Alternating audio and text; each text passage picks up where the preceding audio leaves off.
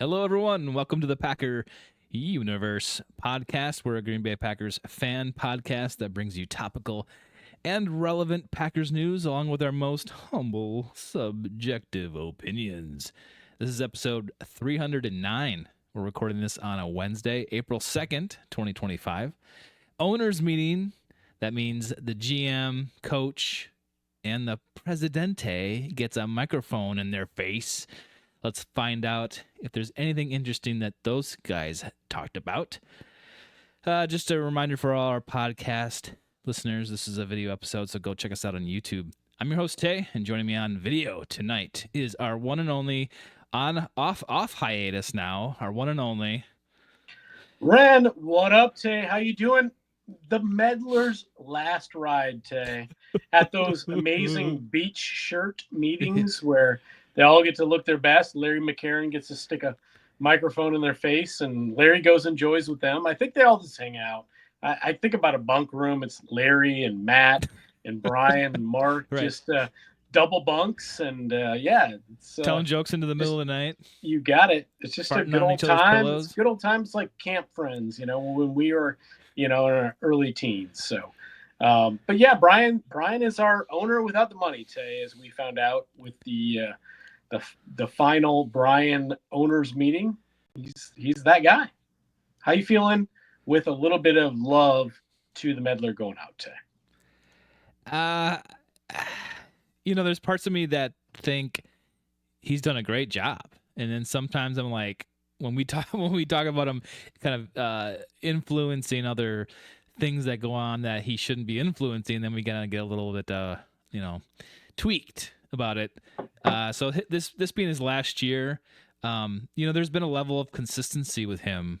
We know what we're getting. We know what kind of he is and how he operates, and he's kind of transparent, so to speak. I mean, he's not like a riddle you got to figure out, right? So like he spills the beans, Tay. We know that with a lot of that Aaron stuff. Like, right. He would say stuff that you're like, he said that? Yeah, like what? That was some of the Meddler stuff, and obviously the Meddler came from the silos, and taking ownership from the Green Bay standpoint. But no, I'm listen, we've had some fun with Mark over the years, and I'm glad he's having his magnus opus, as I've called it before, in a few weeks here with the NFL draft in Green Bay. But I think Mark has been a great president of the Green Bay Packers, and maybe I'll go hit some balls on his golf course up in Bailey's Harbor at some point today. And he was speaking about that down there too. He's gonna be living between De Pere and Bailey's Harbor, running his golf course. So, Yeah, no, I agree with you. I overall, he's done a great job. He's really moved forward, not just the team and its normal operations. He's basically built up and kind of helped create this Titletown vision.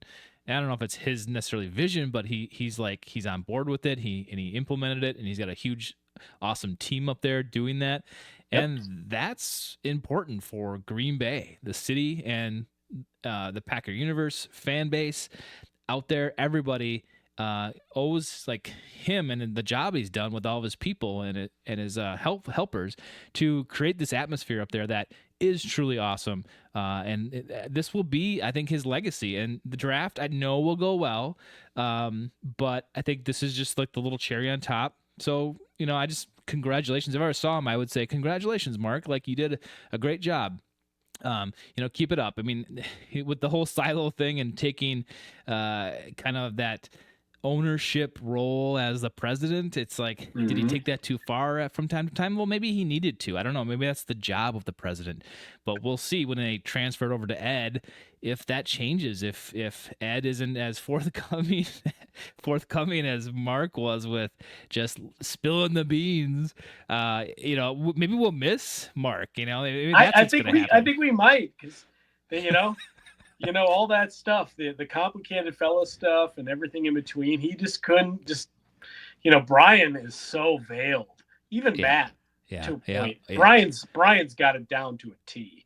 We know that with good Gunst, as others would say. But yeah, Brian knows that game, the best of the best. But Mark has been kind of revelation with being the owner. And listen, Ed was there for the whole time too. I think Ed was a big architect with the whole Titletown thing, and both of those guys are deserved a lot. I mean, without Titletown, Tay, there is definitely not a 2025 draft in I Green was Bay. gonna say that. You're right. That was, it Absolutely right. was huge. The infrastructure they built and that they continue to build. The Packers and organization, they're still buying up real estate. They have grander visions, and kind of just like the NFL with these new contracts coming up with all these streaming services. They have big visions for what the future holds as economic pieces to the smallest market in the NFL. And I think Mark, again, the last thing I'll say is deserved a lot of credit for as much fun as we've had with the Medler over the last 17 years. And I'll be ready, Ren. You and I go up there. I haven't played golf in forever, but you bring me up there to Bailey's. I'll bring out the what do I need? Just one wood. I need a 9-iron and a putter. That's it, right? I just need 3 clubs, You right? got it. That's all you need in your bag, man. Because usually You're I have good. a full I have a full bag, and then I'm changing out clubs and I leave them on the ground, walk to the next 2 or 3 holes, Oh, and then I where's my 7? Oh, I left it back on 13. It's like, okay, Mark I'm will not ride a it up. golfer. Mark will ride it up in the golf cart behind you. He's going to take Yes. care of everybody there as best he can. And I'll be sure to bring my recorder and be like, Yeah. you got time They for a quick interview, Mark? they talk about golf cart girls, but I think I mean you got the golf cart Hmm. Mark, and hey, Okay. you can't be in any better vision than that. So Mark will be there for his people, I'm sure. Well, on video you can see the hat here. I'm wearing the winter warning hat because it's it's still winter up here, man. I think since we've had good weather, like 4 weeks ago, we've had like 4 snowstorms here in northeast Wisconsin, which I hope it's getting it out of its system right now because there's 3 weeks left to the draft, and I mean, I think I secretly don't care what the weather is because I'll go anyway and I'll enjoy it, and it'll be a representation of Wisconsin if it is bad weather. But I also, in the other part of me, wants it to be good. So maybe someday in the future we actually get a chance to have it back again, but I don't know. But yeah, I'm wearing the winter warning hat, Ren, because winter is still here. It's been like snowing 3 to 4 times. You've been gone, Packer Hey, Universe. I flew Ren's in been at gone. 11 o'clock last night on a plane into Appleton, Wisconsin, in driving snow, and I got to tell you, I'm just watching. You can feel the plane, decelerating to land, and you can't see Anyway, anything down below. I'm like, looking, where can I see some lights? Where, lights from houses around? Nothing. It's driving snow. It was white out today. yeah. And kudos to the pilot, smooth landing, but it was not a warm welcome back to Northeast Wisconsin. And I drove home from there, and the highways were god awful. And earlier in the day, you might bring that up, but I had read this goofy thing on weather.com that they expect in the upper Midwest, there's going to be a polar vortex potentially sitting here through the mid of April, is what the weather No. folks say. So, yeah, you just hope that's late April and it's going to be all right because it could be just what we saw last night. True. True. What all you need, Ren, is a little sun here in the spring kind of sky, and you're good to go. I think it'll be just fine as long as it's not like literally snowing and cloudy. I think we'll be okay. A little rain will be anything, but I don't know. Like we have a few weeks here, and we'll be addressing the draft and getting ready for that. But they did put out a couple renderings today or yesterday, Ren. So I'll bring those up quick. Here is the overall rendering. I know you can't see this because of the way your setup is, but the viewers at home can, and they've rendered the whole kind of Titletown area, Lambeau Field area, and the stage area, and it looks kind of like I was picturing it, but it does look very cool. It looks very very unpopulated in this picture rendering that they have. I just imagine like 20 times more people in it, more cars, more traffic, more honking. I'm expecting the worst for traffic and just population up there and congestiveness. So that way I'm not totally just pissed off all the time when there's like, you can't get anywhere, or there's long lines for the bathroom, long lines for food or whatever. I'm gonna set my expectations really low here for that. They did do two more renderings. This one is, let's see what we got here. They have the like the stage area. So they have a rendering. This doesn't show too much. I think this kind of looks like not Detroit, but whatever the one before it was that I Kansas want to say City, Vegas. Vegas was Vegas. They have sort of, they were it's more delayed, so I blocky. think they got pushed back, and they were 2 years ago. I want I to say. think this is more like blocky, with polygon shapes and stuff like that. It's not round like Detroit was. And then they have one of the stage rendering. It's just like, okay, whatever. It just kind of gives you a feel, a visual guide to kind of like wrap your head around what this is going to look like. But I think this is going to be a ton. There's going to be a ton of people here, and it's going to be pretty congested. But I'm looking forward to that. I'm not too worried. But we'll save some of those conversations about what we're doing for the draft in a little while.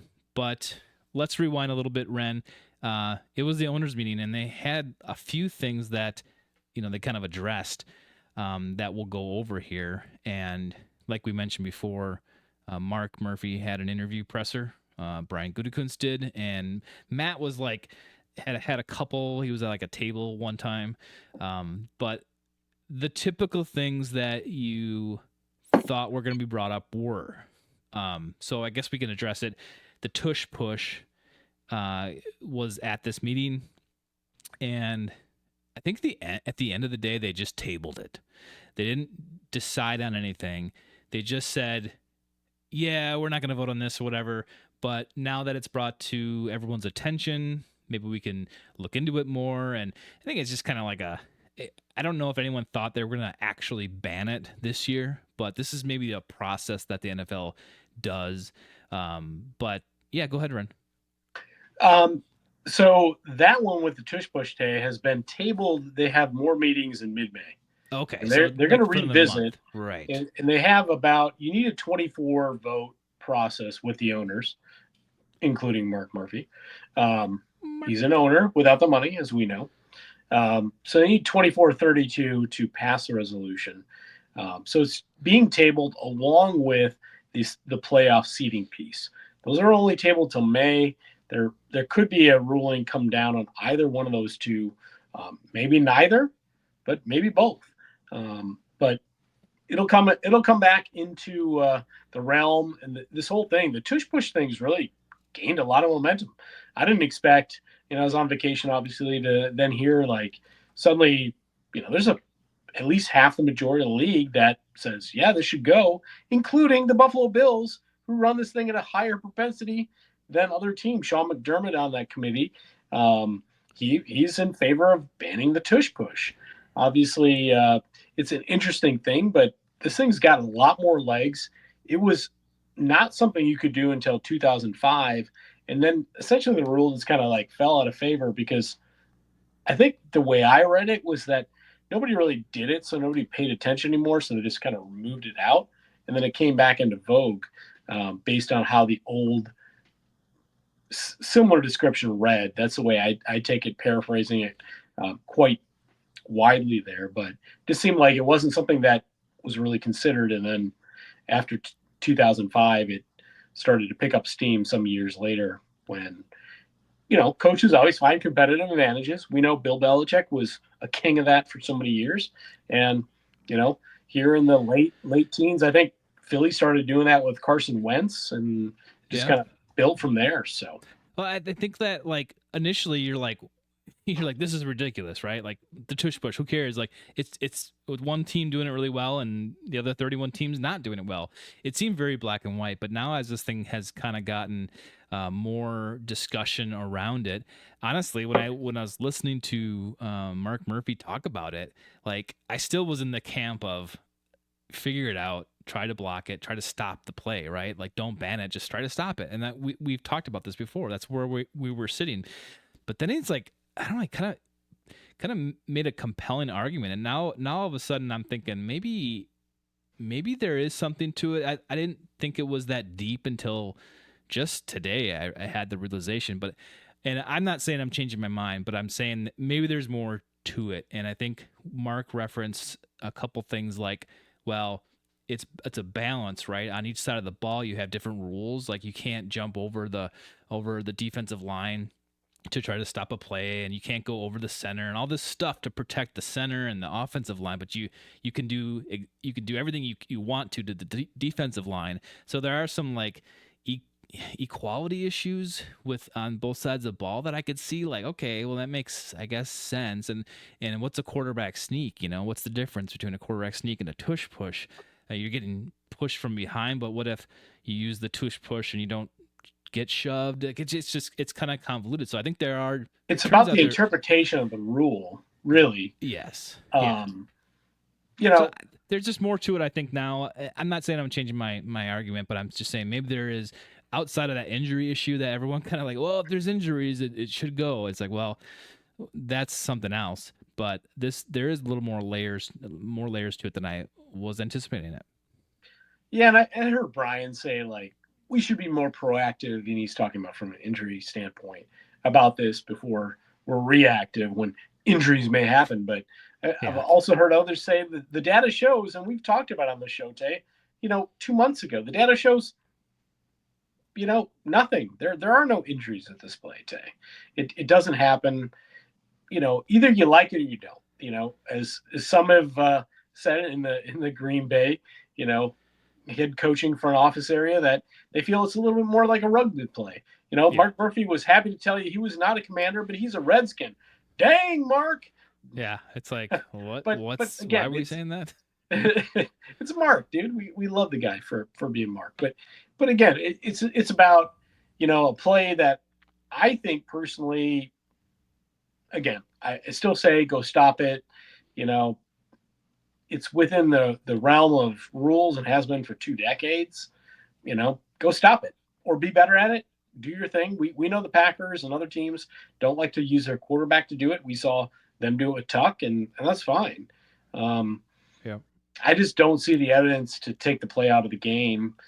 Other than it seems a little bit like sour grapes. I yeah. got to No, say it, and yeah, I don't like being sour grapes.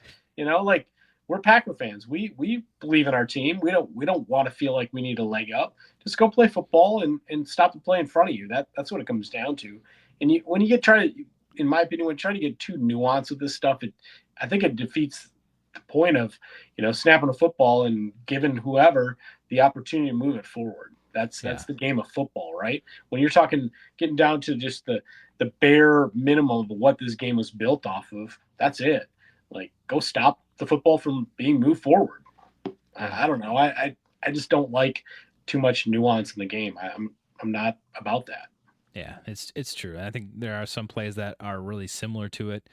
But I wasn't prepared for the whole, within the rules, this doesn't make sense argument. And I guess I was like, oh, well, I guess you could have a point if you started dissecting it up a little bit. But yeah, it's weird when like when things start being automatic in the NFL, when there's tends to be a trend towards 100% success rate in anything. That's when they step in and be like, we can't have that. It's like the point after at the 2 yard line, we can't have that. Tush push 100%. Nah, we can't have that. So it's like, is that going to be the rule of thumb going forward? Is when something's too successful, you have to remove it, for the sake Well, of the game. well, and speaking of that, I mean that's a great transition into the whole rule with the new kickoff adjustment, which they're keeping today, and now they've said, 30-yard line wasn't good enough. Let's do the 35 because now we know that we can move from 38% returns to somewhere around 70 is what we believe. Yeah, So we can adjust that exciting element, and it's safer the way we do it. So it, it just suits that competitive balance. Sometimes, again, it's like too many tweaks year to year. We talk about it. I think things like this every year now. It's just, why do you have to tweak the game so much? Why is there something, 3 to 5 things every year with tweak the game? Is it just more talking points because we're keeping the way the game is relevant. Yeah, spoken about and talked about? and oh, this will make it better, even more entertaining. Like it seems a little much. Like, a little stagnation never hurts anything as far as give us what we want and stop making us question everything about it. You know, from so many angles. I don't get it. Yeah, and there's something too where you have certain players come along at certain times, and it's not that often where you get a really good kick returner. And that could make your team that year. Look at Yeah, Devin Hester for the Bears. Like he helped that team that year, like a few years, right? he's a Hall of Famer. And it's like that kind of That's stuff. It's like you have a aspect of the game. You just need the right person and the right team coach to, maximize it for your gain. And is that what the kickoff is? Like we didn't have anybody until Keyshawn came along, and then it was like, oh, we finally got someone, and then all of a sudden it was like changing the rules, and the wind goes out of the sail, and now you're back to square one. So I don't know. Whatever. This change makes more returns, then I'm in favor of it. I think the more the better. I think we've well, it's always supposed been to like at least that. double, Tay. So Well, double. cross I our think that's fingers. generous, but we'll see. We'll see. Um, and Brian had a good press conference, I think. Although, like you referenced, he's the king of deflection and GM speak. It's hard to actually get anything out of him. He's a But master, Tay, at doublespeak. He is the master of doublespeak. Yeah. I thought it was interesting. He was asked right away about the offensive line, and I think it was Matt Schneidman asked him directly about Jenkins, Elton Jenkins switch to center, and he kind of went through that a little bit. Here, let me just play that. I do have Yeah, it do it. ready to go. Here's Brian on Elton. The plan to move Elton to center, since obviously a lot of Banks has been at left guard in San Francisco. Yeah, no, we've had plenty of conversations with Elton leading up to it, and obviously, he played center in college. We feel he's got a chance to be an All-Pro center. You guys, we've talked about a lot how versatility plays into our offensive line, and having guys that can move to different spots, and Elton's one of those guys that can play all 5 spots. So he's a luxury, but I think I'm excited to see what he can do at center as well. Obviously, he's one of the higher paid guys in the league for a reason, because he's a really good player, and I think moving to center for him was something he always kind of thought about in his career at some point. We're excited to see what he can do for us. So he made it and fight back or push back and from there. So when we look at, I think that statement by him, he never actually came out and said definitively Jenkins is moving to center. Yes, he just kind of was like, yeah, he's I think he could be an All-Pro center, and we'll push him, and he'll compete, and he's versatile, and so it's like, yes. He said he said it, but he didn't like really say it. So I don't want to mince words and like get down to the nitty gritty here, but I was like, did he say it? Like he just kind of was like, yeah. But in the end, I think what's true is that Jenkins will get the starting probably slot. He'll be slotted in as the starting center, and then we'll see. There will be competition there. They'll have some other guy or two that is going to be taking reps and all that stuff, but they're going to make sure that he's good to go at this position, just like the whole line. I think they've got. I think that's the other part there, Tay, in that conversation that goes on is it's the Rasheed Walker and giving Jordan Morgan a true opportunity to fight for that, left tackle piece. And I'm a big Sheed guy. I think he's been pretty solid. He left tackle is the hardest position to play in that line, Tay. He's got the assignment to protect your quarterback's blind side. I know his 24 wasn't as good as 23. And the reality is with this whole line, when you look at it, Zach Tom, the Pro Bowl tackle, All Pro guard, and the Hall of Fame center. I mean, he's gonna get paid next year, Tay. And then they have to decide if they want to pay Rasheed Walker. And they've got also Sean Ryan. So they've got guys to think about, and they can't pay them all. So do they obviously want to have Jordan Morgan battle for the left tackle piece and maybe say, hey, we can do something less expensive here because we have him under contract potentially 3 more years after next year?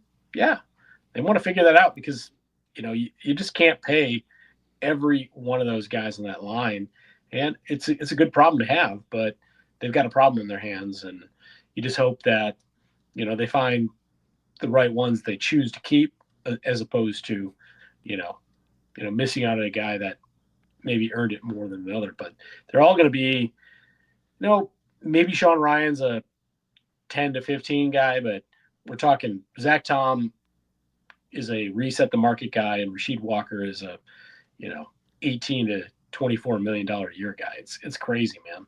And they got those problems along with all the receivers that are going to be free agents next year too, Tay. So, Yeah. And then what do we also have? Brian tell us that defensive end is good, which is 100% GM speak for I'm not telling you anything.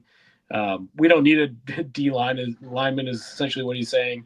We did it through replacing the coach we had there with a new coach, and we believe in the talent in the room. We know that my whole Lucas Van Ness, he's really good. They could trade him. Piece didn't come to fruition, but no, not yet.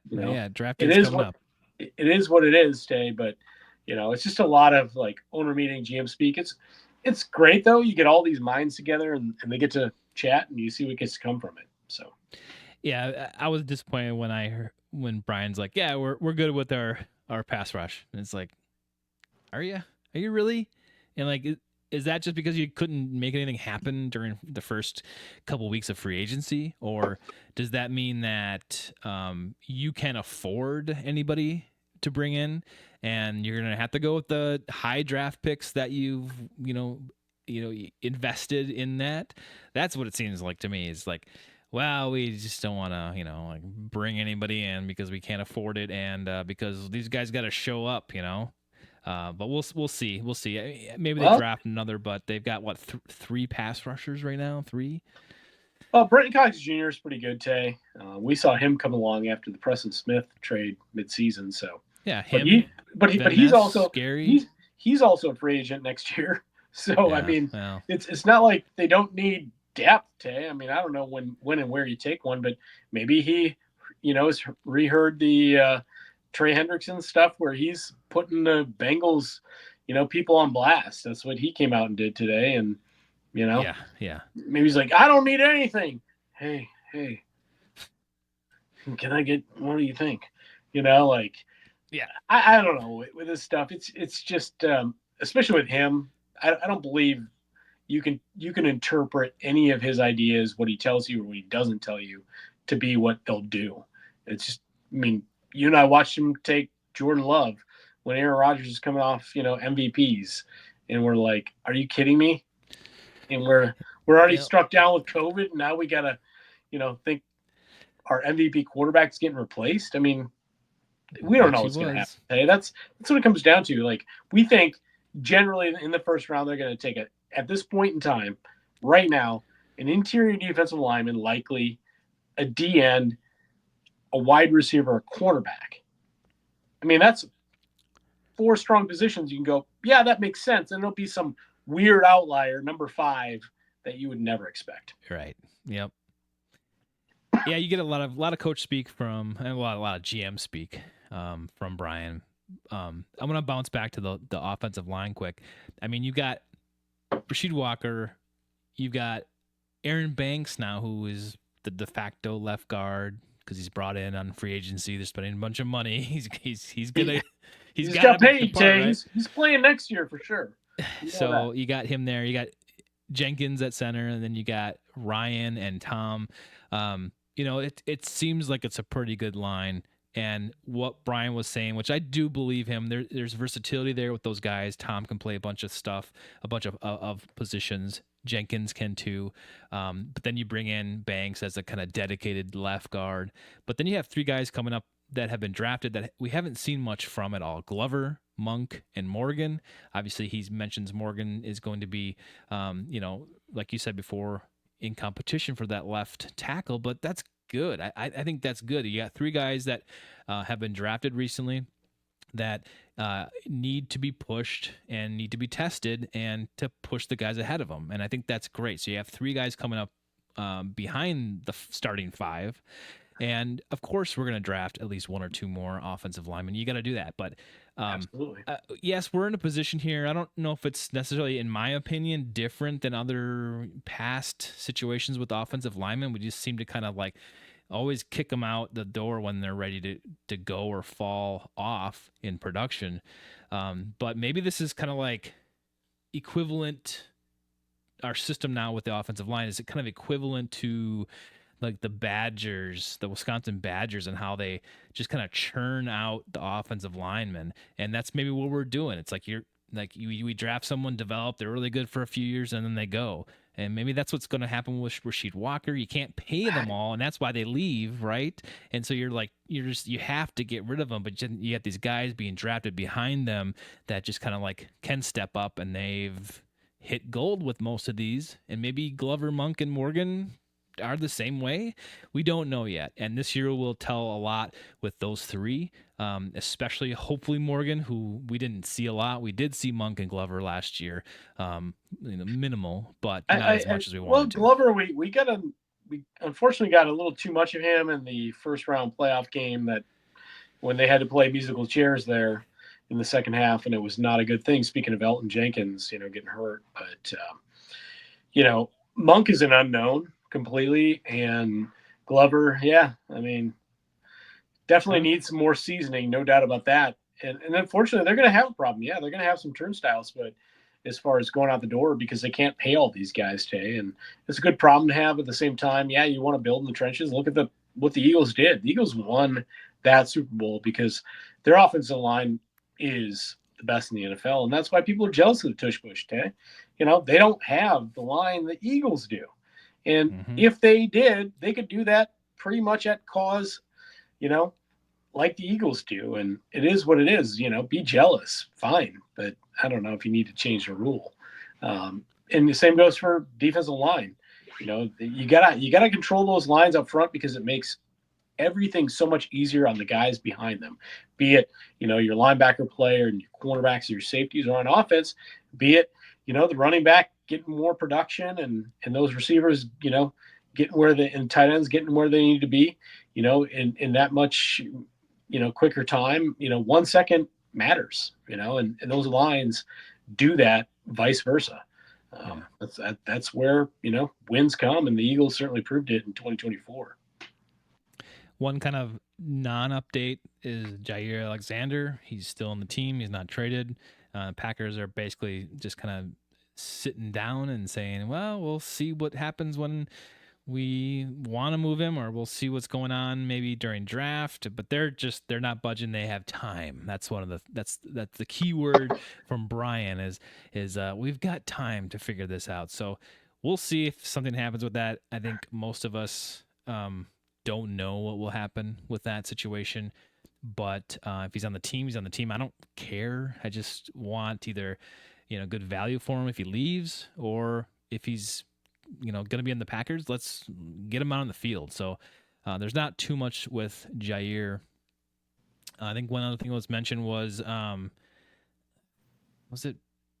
I can't remember if it was. I do want to interject on Jair, oh, sure. if you don't mind. There was a social media vid of him and Xavier McKinney doing a little Florida workout together.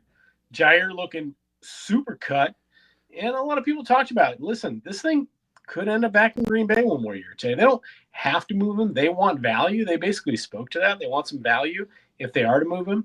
And I think they're playing a little hardball. And maybe, as others suggested, maybe it's not just the Packers want to move him. Maybe he's salty too. But it's not a 100% dark horse that he couldn't be back in Green Bay next year. So, and if he is, great. It's one less position you have to worry about, at least in the short term. I can't remember if it was MLF or if it was Brian, but someone commented on Luke Musgrave looking thicker and more athletic this year already. So, is he getting his Tucker Kraft on, or what? Yeah, I think so. But either way, it's a good sign, good news that maybe we get actually that tight end tandem that we kind of were hoping for when both. Well, they're both there another 2 years, Tay. So So let's get it while we can, right? I would love to see it. I'd love to see Luke more involved, and obviously you have to see production out of him. He has to do something while he's out there, like Tucker proved. Tucker proved it, and I want to see Musgrave out there proving it after his injury. Ren, you got anything else on your list today? I don't, Tay. I mean, my list is completely mental from the few fragments I have left in my brain from a week of vacation and very little sleep in the last 24 hours. So forgive me, universe, but I know Christian Welch did return. Yeah. He returned to the Green Bay Packers after being gone. I think he went to Baltimore last year. He was a special teams ace, so we welcome Christian back. I don't know the terms of the deal. I'm sure it's a vet min, Tay. And anytime your special teams can add a strong character that you've already had in the building, I applaud that move as a, nice, thrifty, add to the 53-man roster. Yep. Yeah, that's good. That's good. Ren, we got 3 weeks to the draft. We're going to be doing some draft updates, not necessarily, well, maybe we'll look at some players and stuff, but I guess what we're doing, what's going to happen up in Green Bay this year. But I will say that next week we will have a special guest on, and that is one half of the Lion and the Lion Cub podcast guys. It's Philip. Philip was actually on the ground, boots on the ground for the Detroit draft last year. So we're going to bring him in, ask him a few questions. So if you have anything for him, I mean, you got a little time to message us on social media. You can send us an email, info@packeruniverse.com. But we're going to be kind of picking his brain to get us prepared for the draft. And in the future, for the draft, if there's anything specific that you guys out there want us to do or report on or get information, like you want us to, live stream or whatever, let us know that too. I'm kind of curious if there's any kind of special requests out there from our fan base as to what we should be doing up at the draft that you want to see. So go check us out on social media. Follow us on the podcast. If you haven't, go over to YouTube too to subscribe there. That'd be great. That helps us out a lot. And look for a lot more content from the Packer Universe duo, Tay and Ren. So thanks, Ren, for joining me. I know you just got back in town, but we'll be back next week, right? Yeah, we'll hang out with Phil a little bit, talk a little bit NFL draft, maybe get his take on the 2025 Detroit Lions until episode 310, Tay, on the pup list.